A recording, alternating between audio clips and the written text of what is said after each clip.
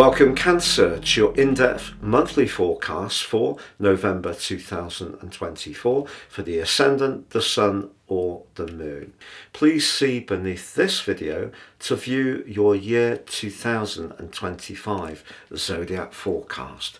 You can also order your personal forecast for next year now, get the rest of this year free, and also your life roadmap report and 30% off. Please see below for that too. On the screen now, I'm showing your event chart right at the start of the month.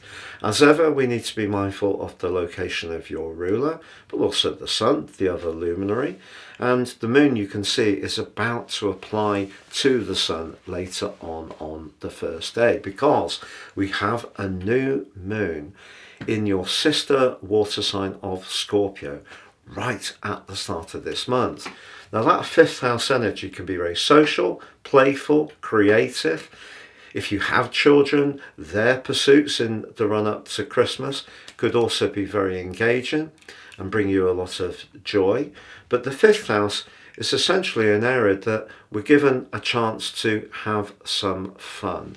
But it's just that right at the very start of this month, the moon is forging a T-square with Mars in your own sign and also Pluto in your opposite sign. So let's just think about the archetype of Mars that's been with you since the 6th of September. It's given you the opportunity to be a bit firmer about taking a stronger grip on your life direction. Mars is not at its best in your sign, can be a bit prickly, a bit defensive, but essentially it gives you a chance to really protect your interests strongly. Assert yourself, why not? So that first house energy in your sign is collaborating with the moon, which is so close to the start of your fifth house, we need to think about it as late fourth house. Then they're both interacting with Pluto in your sector of relating. So if you are feeling particularly tender around a relationship, it could show itself at the start of this month, despite that opportunity for play and fun. So just be mindful of that. But you know, Mars does play a very positive role in its link to Mercury and also Neptune at the start of this month. Now, of course, they're all located in water signs. So it's a grand water trine, delicious. And Neptune, you can see, is right at the top of your chart. So it's the closest of any planet to an angle. That means Neptune is influential this month. So your imagination, particularly around travel, higher education, spirituality, healing, could be strongly aroused. But don't be surprised if you play a leading role in driving something forwards. So your appreciation of a possibility, because the fifth house new moon can be about speculation and risk, could mean that with Mars in your sign initially this month, linking to Neptune, linking to Mercury, the planet of communication, that your sense of purpose and conviction, but also imagination, can really be something that enraptures someone you encounter.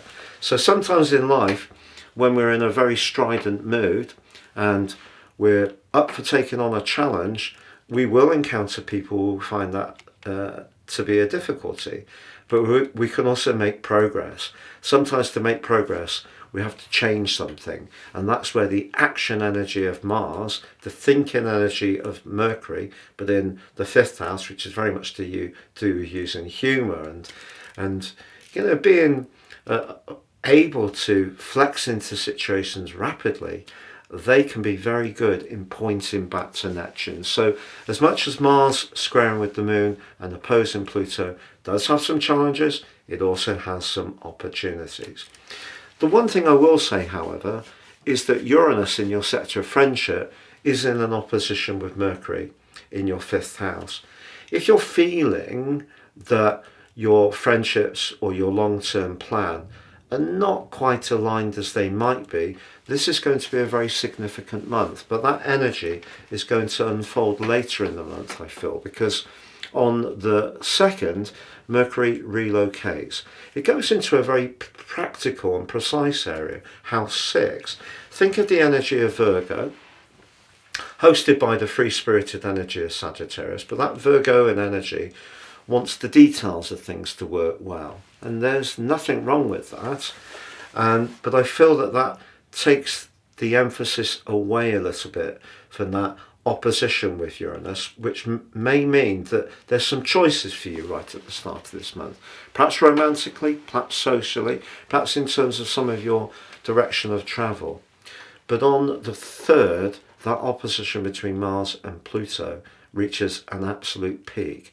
It's been slowly but surely growing through the last week of October. It's going to go on through to the 13th of this month within 3 degrees. And of course, Mars does change signs to your 2nd solar house on the 4th of this month, which suggests whatever you've been trying to achieve since the 6th of September, you could start to get some evidence of how well you're doing as early as the day after this opposition between Mars and Pluto. But if you're in any kind of toxic relationship, or you're having to deal with someone who is a bit unbending, unwielding, likes to have power over you, it could really frustrate you at the start of this month, to be honest. And that all points towards where this is leading to by the time of the full moon at the heart of the month. But I want to reassure you at the start of this month, there are huge possibilities, with the new moon, with that glorious grand trine, particularly if you're open to try things differently. But on the 7th, Mercury goes into its pre-retrograde shadow. So if you're not really on the ball when it comes to details, that could snag you right through to the 3rd of January. So whether it's to do with appointments, whether it's to do with annual inoculations that you need to have, or even a pet, to be honest, because house 6, where Mercury is, very much to do with pets.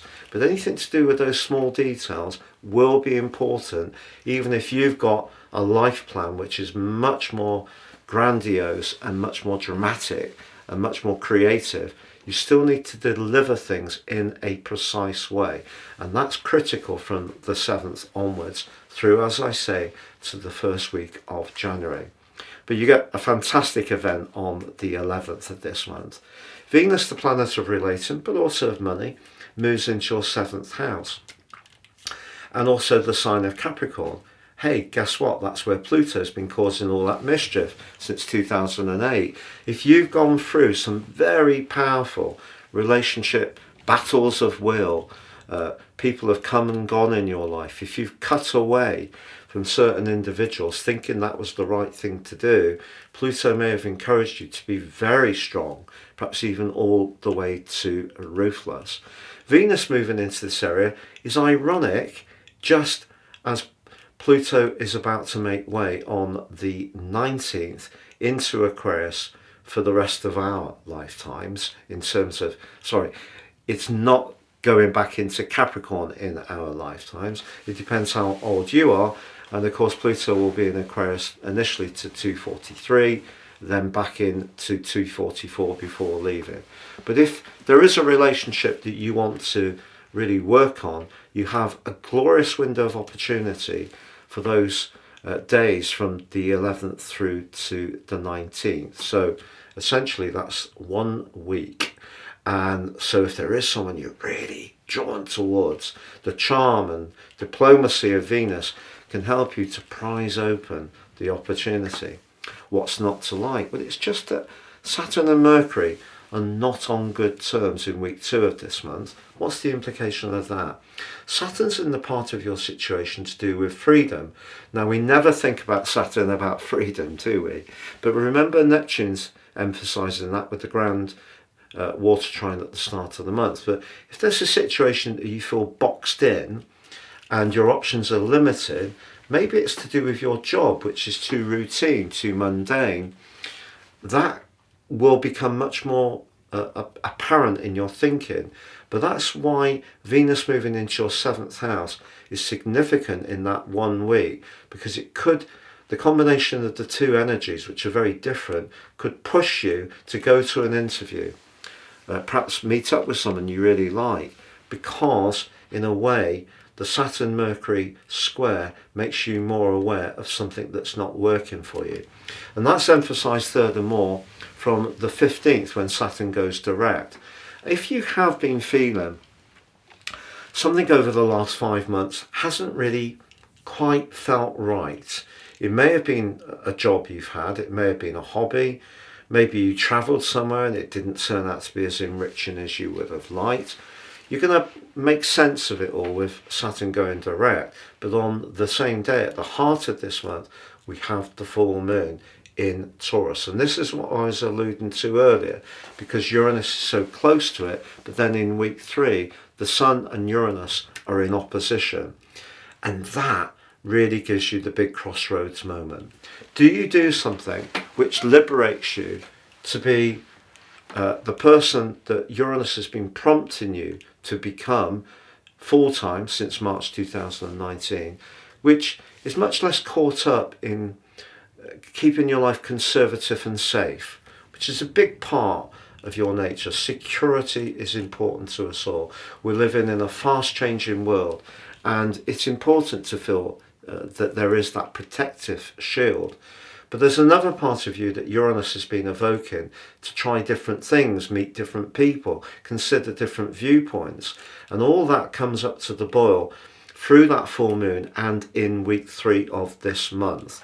Very dramatic energy, because whether it's a relationship you're in, a friendship you're in, a job you don't enjoy, if you don't see a long-term plan, which is the moon in your 11th house, Uranus is pushing you to take the risk of breaking free, which could be hugely cathartic, but at the same time a little bit scary. Just know on the 19th, the arrival of Pluto in your 8th house means that some things that perhaps you've collaborated on, worked on, and tried to find the midpoint between what you need and someone else needs for a long time, it reaches a point. You've had 2 practice runs of Pluto in house 8, but because the Sun moves on the 21st into the most practical area, joining up with Mercury, but linked to Pluto, if something in your world could be improved, perhaps by greater self-discipline, perhaps by some more virtuous approaches, perhaps a new job comes along that maybe is better paid, but some kind of big shift can really see this be a seminal moment of the whole year, I feel. And then with Mercury going retrograde formally for 19 days from the 26th, it won't come out of that till mid-December, but it won't come out of the post-retrograde shadow till the 3rd of January. So those details that I mentioned before, or something changing around the core everyday fabric of your world, it's important to really micromanage that, because I feel you may find yourself deciding to do something that's very fresh. And if you have been someone who has not played safe, but just been very sensible, because Cancer people can be very, very good managers, you know, whether it's in your own home or domestic situation, or professionally, or in a corporation as a manager, an executive. Cancerians often are very skilled at that. But I feel that if Uranus is evoking within you a desire for something really fresh, the reality of any change you might decide to make will show itself very rapidly towards the end of this month. But right at the start of this month, remember that new moon is suggesting that life should be about fun, and it should be about enjoying yourself. Hold that message in your mind as you make your decisions as this month unfolds. It's been a pleasure being with you, Cancer. Thank you so much for joining me. Please do see the link beneath this video where you can watch your year 2025 deep dive video.